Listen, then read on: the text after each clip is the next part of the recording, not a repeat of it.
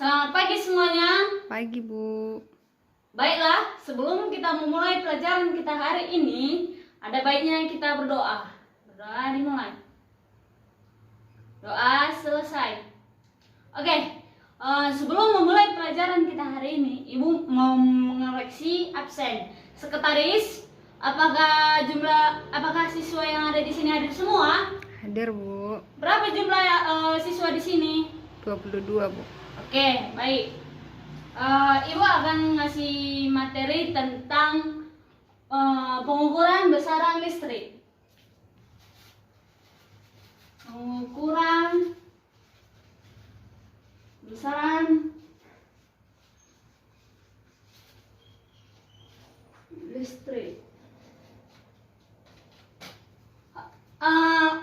Kira-kira apa itu pengukuran besaran listrik?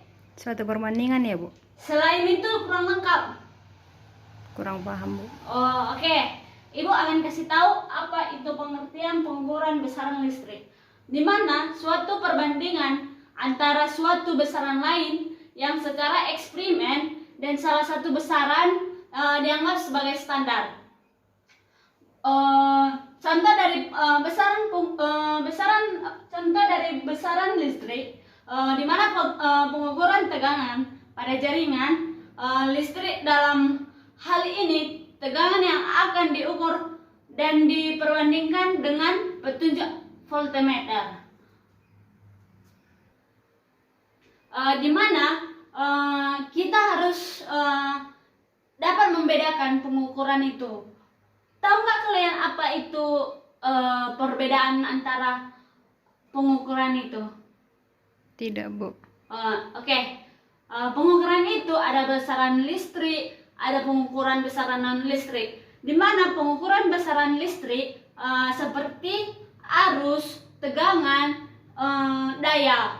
Sedangkan pengukuran besaran non listrik seperti suhu, kuat arus, baru tekanan waktu.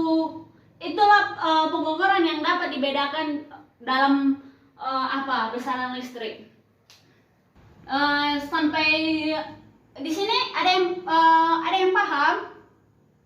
Paham, Bu. Oke, baik. Ibu akan menjelaskan langkah-langkah yang harus atau hal-hal yang harus diperhatikan dalam pengukuran.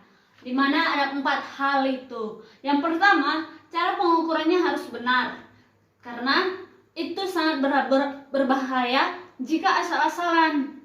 Kedua, alat ukur harus keadaan baik. Dimana kalau alat ukurnya harus kita cek, harus kita lihat baik-baik. Apakah itu bisa dipergunakan, atau kalau udah alatnya agak lama atau ada kesalahan sedikit, kita harus was-was atau hati-hati. Yang ketiga adalah secara periodik harus dicek seperti kalibrasi, penyimpanan, transportasi harus diperhatikan.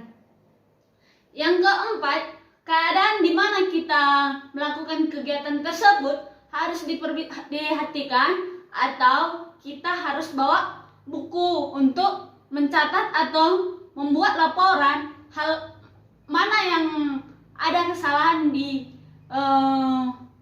pengukuran itu. Paham sampai di sini? Paham, Bu. Oke, coba kamu jelaskan apa yang Ibu sampaikan tadi dalam memperhatikan hal-hal dalam pengukuran. Yang saya ketahui itu, Bu, yang saya ingat tadi cuma 2, Bu. Yang itu cara pengukuran harus benar, alat ukur harus keadaan baik. Yang lain gimana? Dapat, Bu. Oke. Baik, Ibu akan melanjutkan karakter atau klasifikasi alat ukur. Di mana di sini akurasi atau ketelitian. Kita harus meneliti atau yang disebutkan yang didefinisikan sebagai persesuaian antara pembaca alat ukur dengan nilai yang sebenarnya. Dengan nilai yang sebenarnya atau nilai yang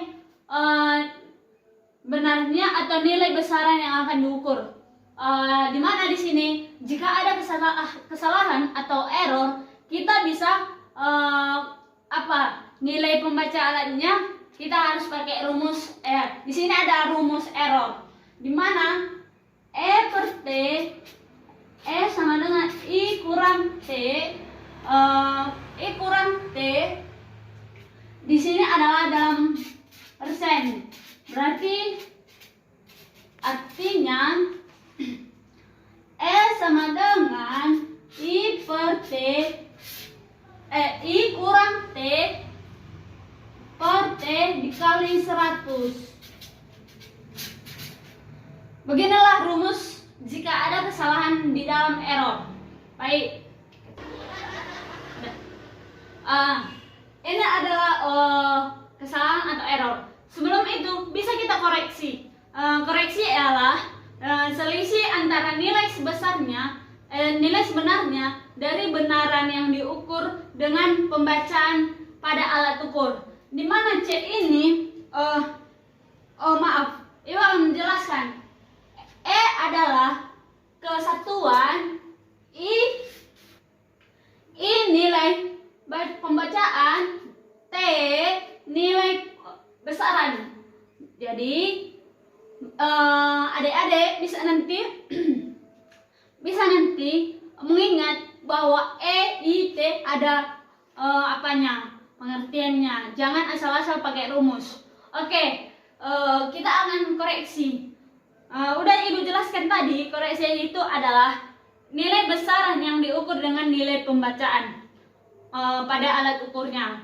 Contohnya C sama dengan T kurang T, T kurang I, atau dalam persen. Berarti dengan rumus C sama dengan T kurang I per T kali 100%. Begitulah rumus-rumusnya.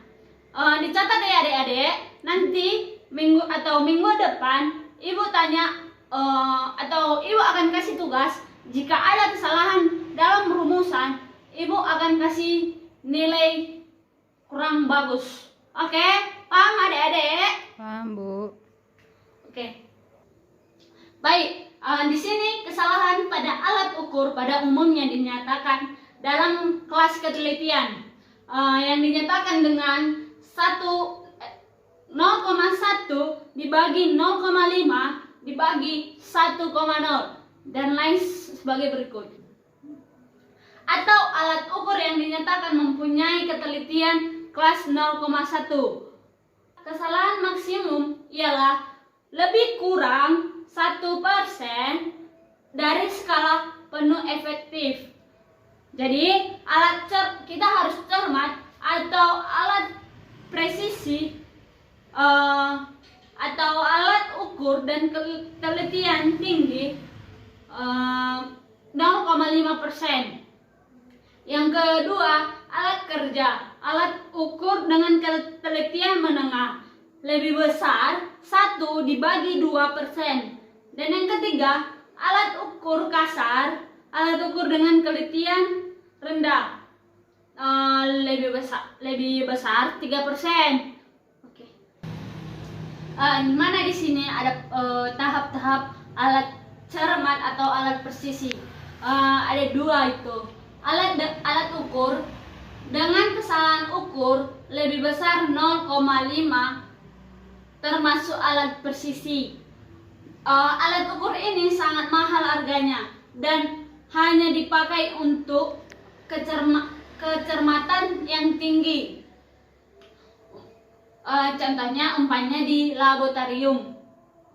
Yang kedua, alat ukur cermat atau alat presisi dibuat dalam bentuk transportabel. Alat kerja yang harus digunakan adalah alat kerja dengan kesalahan lebih besar 0,5% termasuk gold.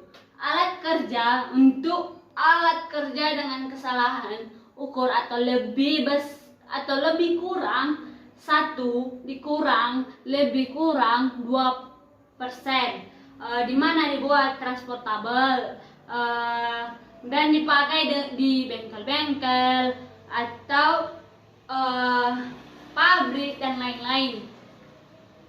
Alat ukur kasar ada dua itu. Alat ukur dengan kesalahan ukur lebih besar 3% termasuk golongan alat kasar dan hanya digunakan sebagai petunjuk atau searah aliran untuk melihat apakah akumulator dari sebuah mobil yang sedang diisi atau dikosongkan. Yang kedua, pada beberapa alat ukur yang ditempatkan pada panel-panel, maka untuk mengurangi kesalahan atau pembaca karena paralaks jarum, petunjuk dan skala pembacaan ditempatkan pada bidang-bidang yang seperti diperlihatkan di bengkel-bengkel. Baik, bisa kita lihat di sini gambar skala dan plat skala pada alat ukur. Di sini adalah plat skala di sini, dan di sini adalah jarum petunjuk.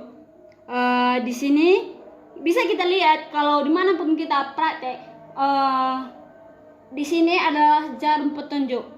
Ada yang panjang, ada yang pendek, berarti jarum di mana duanya adalah jarum petunjuk. Yang ini, yang ada di sini ini pendek panjang ini jarum petunjuk juga, dan di sini yang ini adalah cermin. Oke, sampai di sini materi kita. Karena waktu sudah habis, minggu depan kita lanjutkan dengan praktek. Oke, sebelum kita menutup pembelajaran kita berdoa. Yang bikin doa kamu. Baik, Bu. Bagi teman-teman semua, berdoa dimulai. Berdoa selesai. Oke, selamat pagi